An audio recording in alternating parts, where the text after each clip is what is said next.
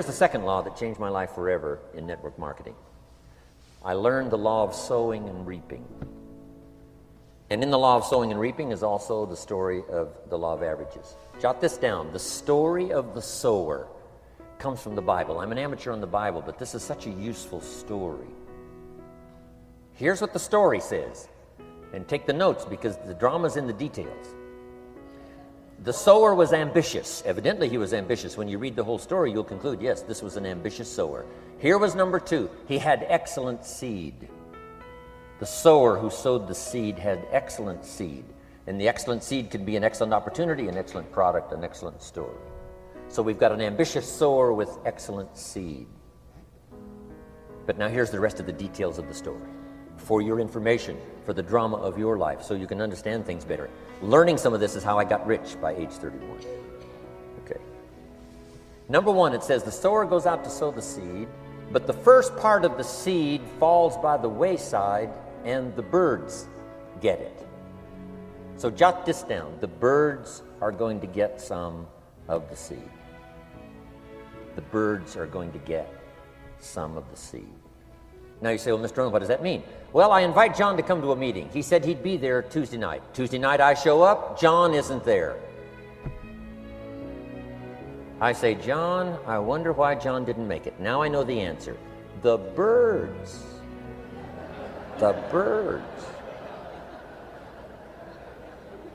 John had this great idea of coming to the meeting to look at an opportunity, and somebody stole it and said, you're not going to go see network marketing.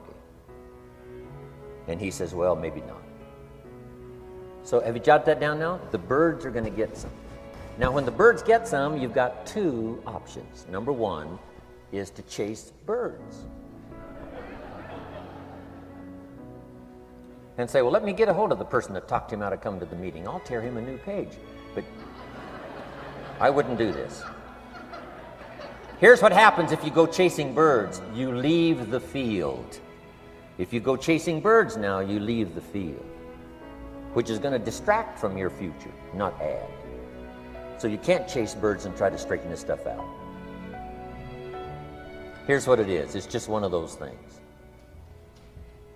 And here's the best comment when things are a little disappointing. Isn't that interesting? You just have to say, I thought sure he would be there. He promised me. He promised me. But I know it was the birds. And you just have to say, isn't that interesting? Now, here's the rest of the story. It says, the sower kept on sowing. See, that was the secret to his success. He kept on sowing. And if you keep sowing, you can sow more than the birds can get because there aren't enough birds. If you keep sowing, there are some birds, but there's not enough. Because the law of averages will work for you. My mentor taught me, he said, you know, Mr. Rohn, there's only 9 or 10 real nasty, miserable people in the whole world. Now, he says they move around a lot, you know, and you're liable to... You'll bump into one once in a while. But when you bump into one, you say, there's only 9 more like you. I can handle that in the whole world. Okay. Now, here's what else it says. The sower now keeps sowing the seed. Now the seed falls, the story says, on rocky ground where the soil is shallow. And the rocky ground where the soil is shallow is not of your making. Because you had excellent seed and you were an ambitious sower. So the rocky ground where the soil is shallow is not of your making. But here's what it says what happened. This time, the little seed that falls in the ground starts to grow. And the little plant starts to grow. But the first hot day, it withers and dies. It dies. Not an easy thing to watch. I finally get John started. Sure enough, 3 or 4 days later, somebody says, boo! And he goes,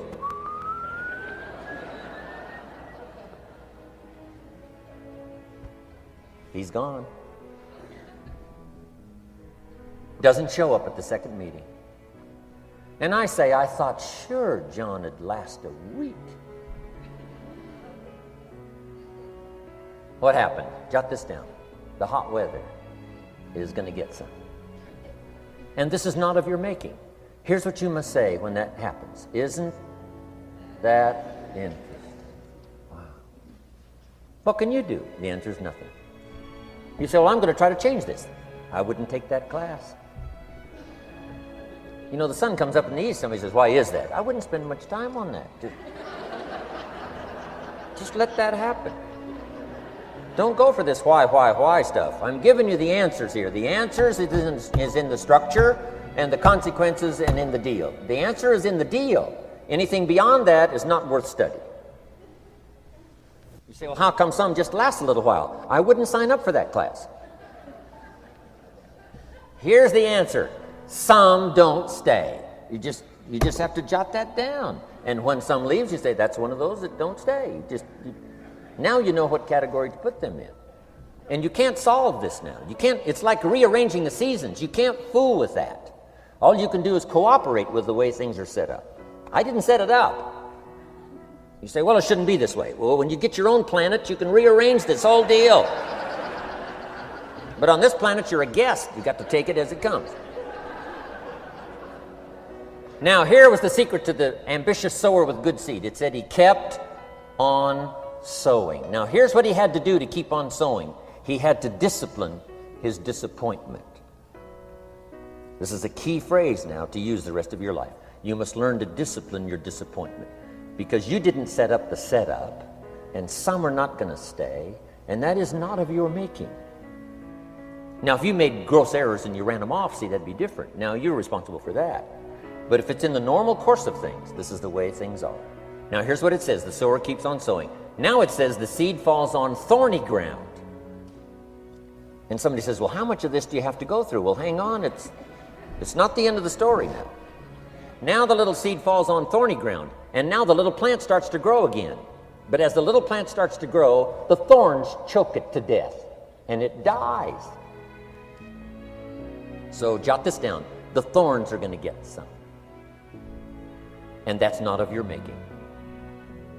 And what are these thorns? The story even called these little thorns, little cares, little distractions, little somethings. Who knows what all they are? I say, John, we had a meeting last night, you weren't here. John says, well, I can't make every meeting. I say, why not? You're part-time.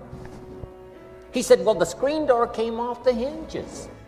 And you just can't let your house fall apart. You got to take some time and fix things up. And I can hear the thorns going,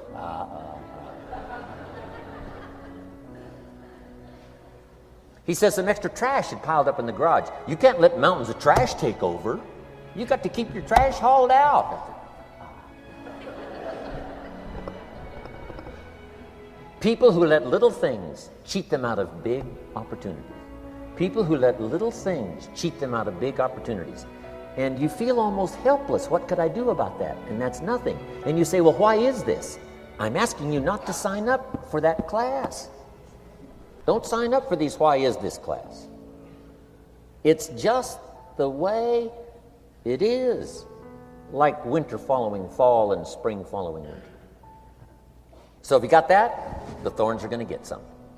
But now here's the good news. Let's read the rest of the story now quickly. The sower now what? Keeps on sowing the seed, keeps on sharing the story, keeps on giving an invitation. Yes, the invitation can be more powerful for me as it was 1 year later than it was the first month.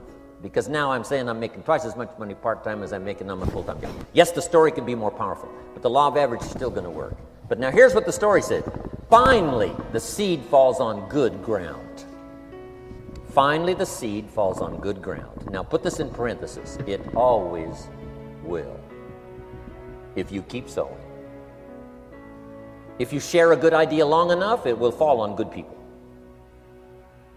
But now here's the rest of that story. Some of the good ground did 30%. And some of the good ground did 60%.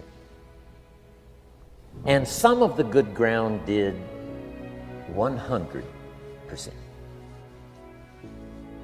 You say, well, why the difference in numbers? I wouldn't sign up for that class. Come on. Have I said that often enough now? Don't register for that class. It's just the way it is. Now, I tried to get the 30s to do 60.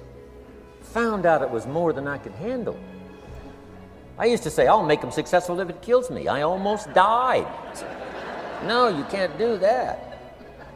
Here's what you do. Let the 30s do 30 to the best of their ability and keep doing 30, because that's how they build their lifestyle and get what they want out of life. And let the 60s do 60, and let the 100s do 100s.